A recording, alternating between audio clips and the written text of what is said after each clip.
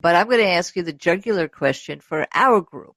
Hmm. When you think about DEI, particularly in the workplace, you think about people who've been marginalized, people of color, women, so on.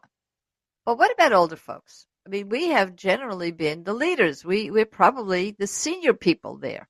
But very recently, we know that we're marginalized and we're on our way out. How much, in your experience of training and working with corporations and businesses, have you seen the emphasis on age as opposed to, say, color, race, and gender? Great question. I'm so glad you brought it up. And when we look at organizations today, there's something like five different generations within a workplace.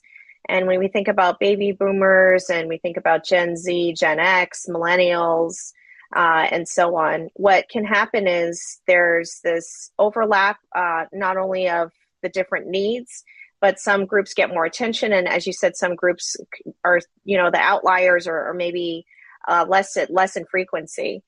And so my work around DEI also has to do with a phenomenon called employee resource groups. And they are known as ERGs. And they are groups based in organizations around identity groups. It could be race, it could be gender, but it also could be generation. And what we're seeing at organizations is that there are multi-generational employee resource groups. There's some for early retirees. And I want to say that there's definitely a need for more attention to older generations, to cross generational mentorship.